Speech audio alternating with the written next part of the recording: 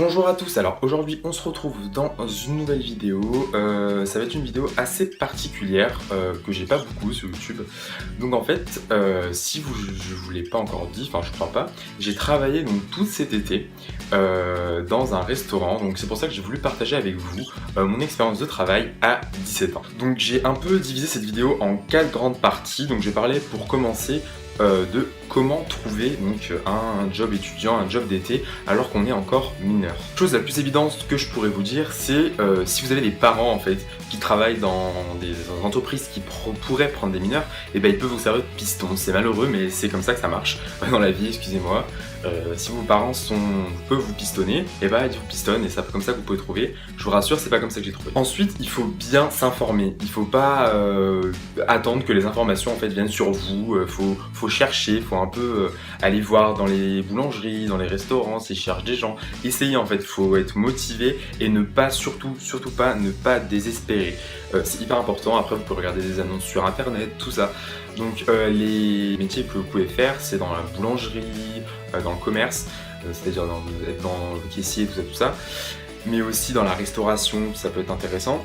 Donc moi, j'ai trouvé dans la restauration, je vais vous expliquer après en fin de vidéo comment ça s'est passé pour moi. Donc là, je viens de finir le comment trouver du travail. Donc je vais passer à la partie les attitudes à avoir pour être un bon salarié, pour plaire aux employeurs, tout ça. Donc premièrement, il faut être consciencieux. Dans son travail, il faut être régulier, assidu, il ne faut pas faire des vagues en fait. Il faut être très travailleur en fait. Je pense que c'est la base. Ensuite, un truc tout con, il faut être très ponctuel. Si déjà à votre entretien d'embauche, vous arrivez, vous êtes en retard, je crois que ça le fait pas trop là. Après, il faut aussi savoir accepter la critique. C'est quelque chose qui, par contre, ça m'a valu un peu des tours quand j'ai travaillé. Si votre patron vous fait une critique, il faut pas vous démoraliser, il faut rester calme, accepter la critique, même si vous n'êtes pas d'accord avec lui, c'est quand même votre patron, c'est lui qui décide. Donc pas vous encaisser. Et ça, faut avoir un mental d'acier. Donc ça passe sur l'autre partie de l'exemple, il faut avoir un mental d'acier en fait. C'est bizarre de dire ça, mais à 17 ans, on n'a pas la maturité en fait pour travailler encore. Je le sais, je suis conscient de ça, mais il faut savoir accepter la critique, les points de vue des autres et surtout garder son calme. Le dernier point de cette partie, c'est qu'il faut savoir faire des sacrifices. Par exemple, si vous avez une soirée et vous travaillez en restauration, la soirée c'est sous le nez. J'ai su faire ça. Donc après, moi j'ai réussi à trouver une conciliation entre travail et amis. Donc ça franchement ça va pas trop pénaliser, mais je faisais passer toujours le travail en premier et si j'avais une soirée j'y allais et le lendemain j'allais bosser. Ensuite quand vous travaillez il faut avoir une certaine qualité de vie, surtout si vous êtes dans un métier où il y a de la communication avec les clients, faut pas se négliger, c'est hyper important. Je sais c'est la société qui le veut, mais bon on est dans cette société, il faut s'adapter, il faut vivre avec. Donc pour pas avoir des cernes comme j'ai actuellement, voilà, ça doit que je suis en vacances, bien manger. C'est aussi très important. Ensuite, il faut avoir une certaine hygiène de vie. Enfin, faut se laver. Je crois que ça coule de source. Faut se laver les dents. Faut prendre soin de soi.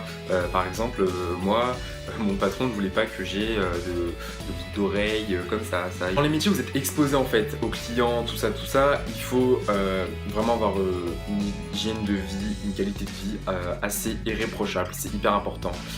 Déo, tout ça, parce que c'est important.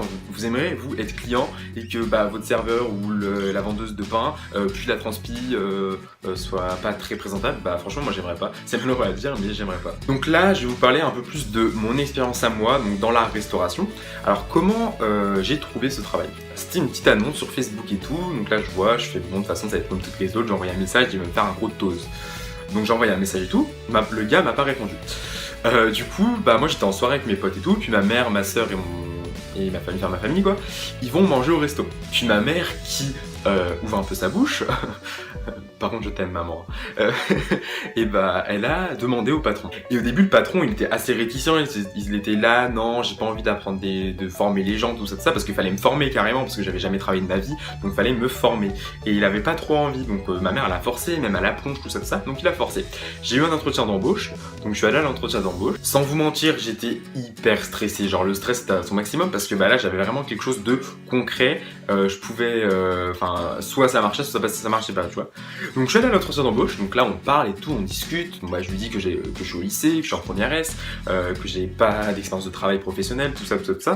Donc il me fait ok, donc là il est en train de noter un peu tout ce qu'il y a, et là il me fait, et bah tu sais quoi, ce soir tu restes, et on va voir comment ça se passe, je verrai tout de suite si t'es fait pour la restauration ou pas.